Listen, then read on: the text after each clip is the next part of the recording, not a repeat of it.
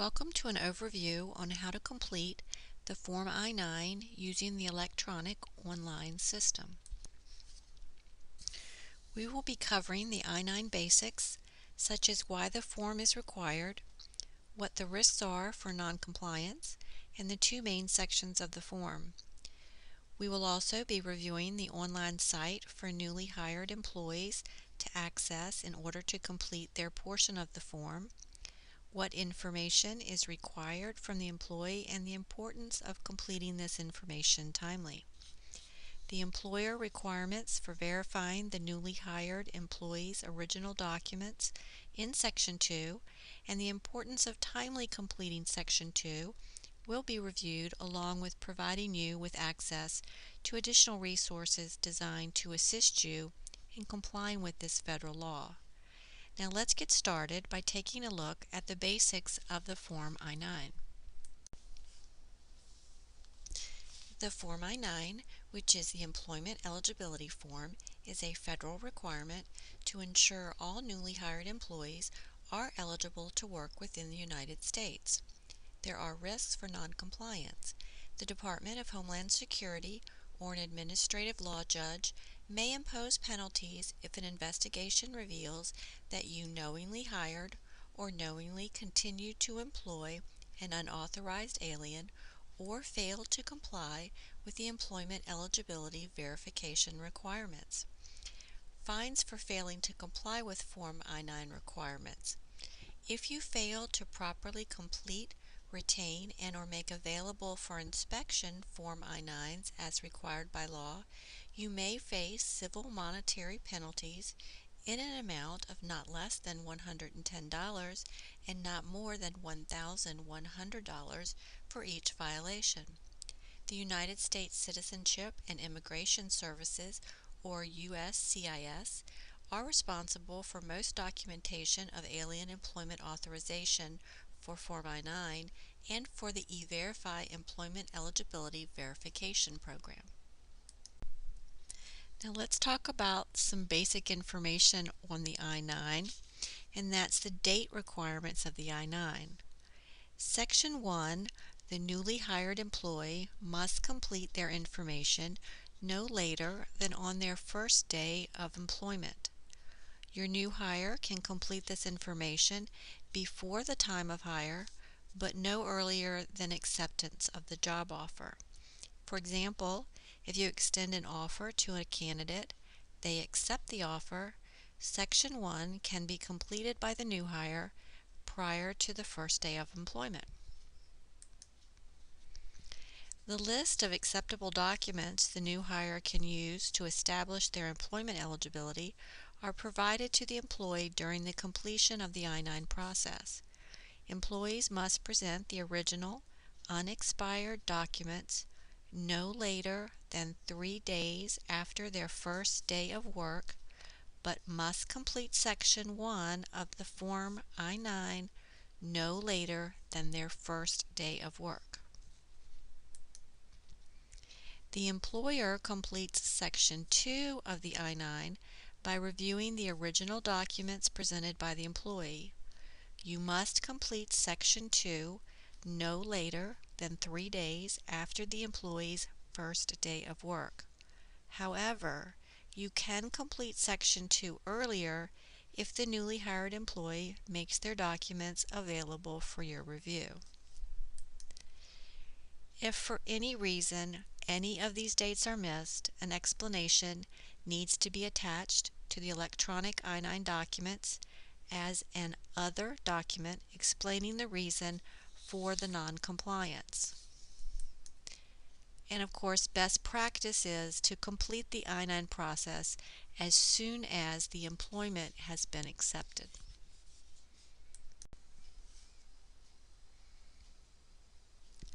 This diagram might be helpful to demonstrate the dates we just reviewed. Let's look at a newly hired employee who starts their first day on Monday. They must complete Section 1 by this date. Remember, they could complete this earlier. Now you, as the employer, have 3 days from the date employment begins on Monday to review the original documents presented by the new hire. You must complete Section 2 by Thursday to be in compliance, but you can complete this section on Monday, Tuesday, or Wednesday, as well as earlier if the new hire completed their portion and you were able to verify the documents. And of course, the best practice is to complete the I-9 as soon as employment is accepted. If either of these dates are missed, an explanation must be attached to the electronic I-9 documents.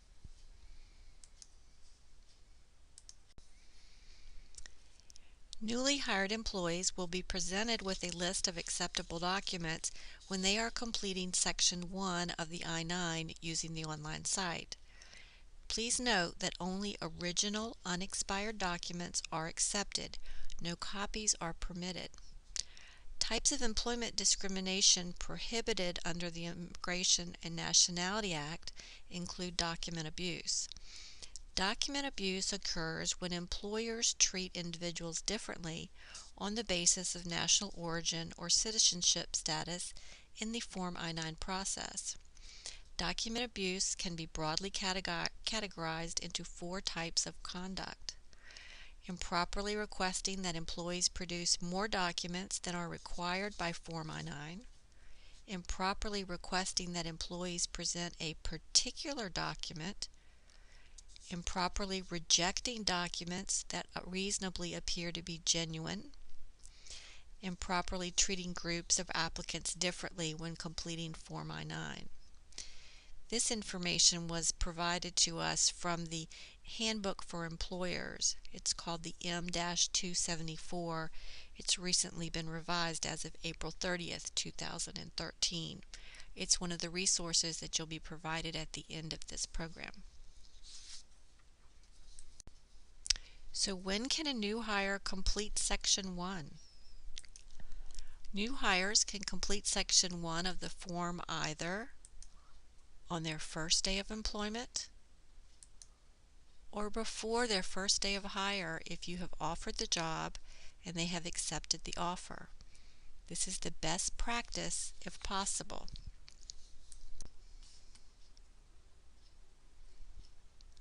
How does your newly hired employee gain access to the electronic form? Human Resources has new hire instructions on how to access the site and complete Section 1 on our website, designed for you to be able to provide to your new hires. Once they access the site at www.newI9.com, an employer code is required to be able to enter William & Mary's site. Our employer code for William & Mary and VIMS is 14621. Now let's take a look at the employee information. Section 1 requires the new hire to complete their personal information, including their Social Security number.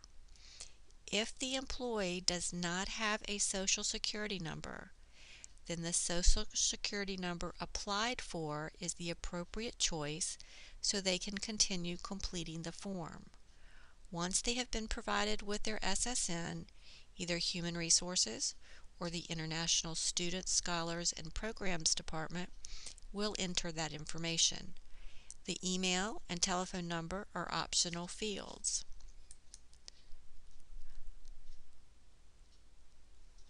The instructions provided clearly indicate that Section 1 of Form I-9 must be completed no later than the first day of employment.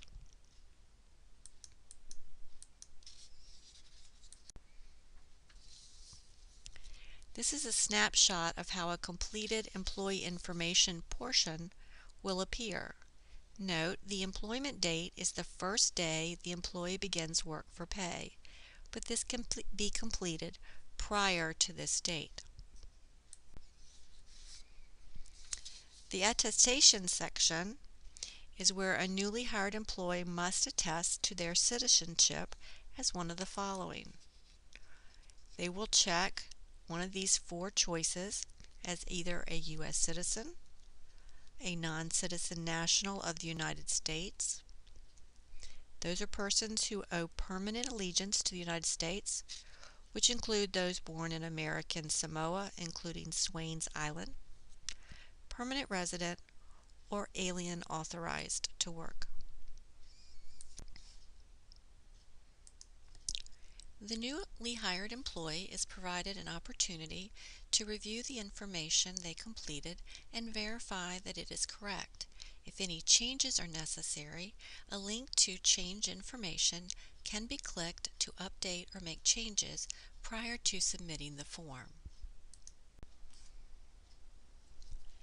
The employee is required to attest to 3 statements before they continue. This is their electronic signature of the form, and again, they are reminded to present original documents within 3 business days of the date that they begin work.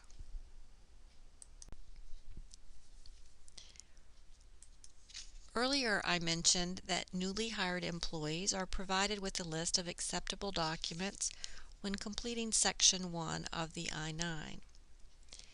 List A documents establish both identity and work authorization. List B documents establish identity, and List C documents establish work authorization. Newly hired employees must present these original unexpired documents to their employer no later than 3 days after their first day of work.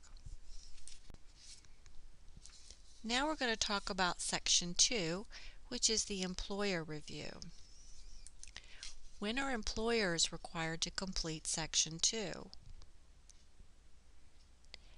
As the employer, you must complete this section within 3 business days of the date of hire for your new employee. Completing Section 2 includes reviewing the original unexpired documents provided by the employee, verifying their employment eligibility. For example, if your employee began work for pay on Monday, you must complete Section 2 by Thursday of that week. If the job is going to last less than 3 days, you must complete Section 2 no later than the first day of work for pay. Section 2 does have some important dates. We have already discussed the importance of properly completing portions of the Form I-9 by these dates. Now let's focus on the dates required in Section 2. As the employer, you will enter the date the employee began employment. The system will electronically sign and date the form upon completion and verification. If you are entering a past date, then this I-9 might not be compliant and will require a document to be attached explaining why it was completed late. A future date is entered if the employee is presenting their documents and you are verifying them prior to their first day of employment. If the employee's date of hire changes, a corrected date can be entered by selecting the Change Section 1 information link. The following slides will provide you with screenshots for these examples to help better demonstrate.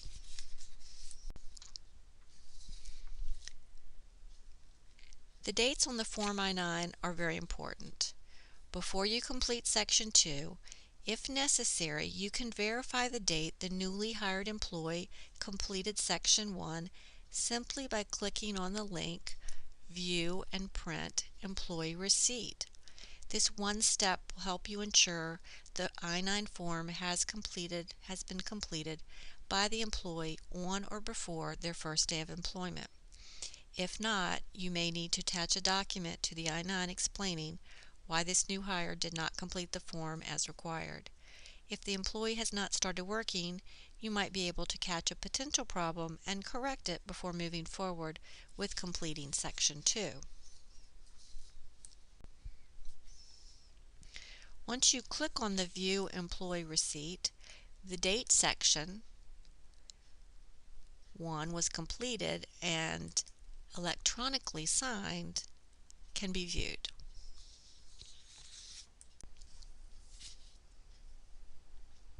In this example, our employee, Mr. Potter's first day of work is November the 5th, 2013, and he completed Section 1 of the I-9 on his first day. He presented his original unexpired documents to you also on November the 5th. You access the online I-9 website to locate this newly hired employee's I-9. This screen will appear for you to begin the Section 2 processing. complete the location and continue with processing the I-9 by completing Section 2.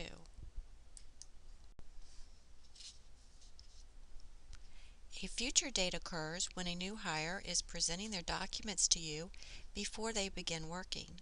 In this example, our employee, Walter Jefferson's first day of work will be December the 5th, 2013, but he has completed Section 1 of the I-9 on November the 5th. He is in your office on November the 5th with his original unexpired documents. You will access the online I-9 website to locate this newly hired employee's I-9. This screen will appear for you to begin the Section 2 processing.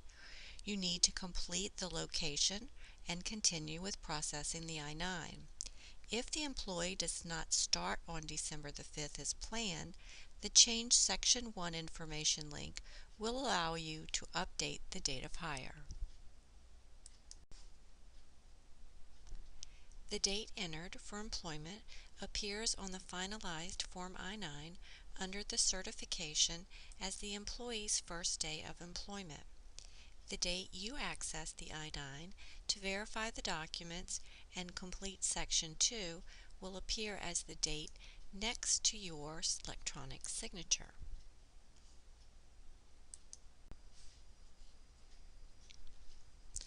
Charles Monarch is a new employee who started on November the 18th, but presents his documentation for the I-9 to you on November the 26th. What do you do? If you're not sure what date Charles completed the I-9, you can click on the View and Print Employee Receipt to check the date he completed the I-9. After verifying the date he completed the I-9, you need to confirm that he actually began working for your department on November the 18th, and if so, must continue with completing the I-9. His employment date will remain 11/18/2013, and you need to complete the location before continuing to complete Section 2. If this employee did not begin working on November the 18th as anticipated, click on the link Review Change Section 1 information and update the employment date before you complete location and continue completing Section 2. This is a screenshot of Charles Monarch's Section 1 of the Form I-9. It clearly indicates the date Charles completed his information was 11/26/2013. Now let's look at how Section 2 looks after being completed when he presented his documents to you in the department also on 11/26/2013.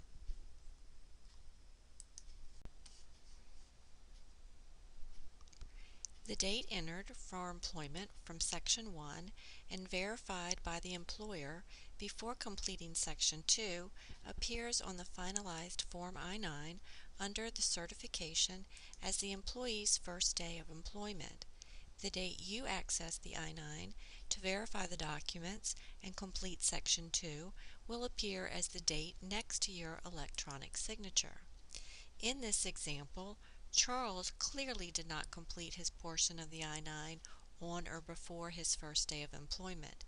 This I-9 is not compliant, and a document will need to be attached to the electronic I-9 explaining why this was not completed as required. This document is for an audit record of the non-compliance.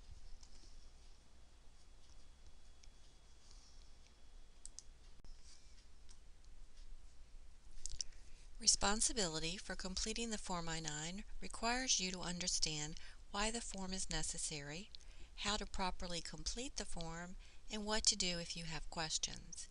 These resources are available to help with these questions. Completing the Form I-9 is a step-by-step guide designed to help you through completing your portion of the Form I-9. The HR website has a page devoted to I-9 resources, and the United States Citizenship and Immigration Services I-9 Central website has a wealth of information, including the Handbook for Employers, where some of the information for this overview was obtained.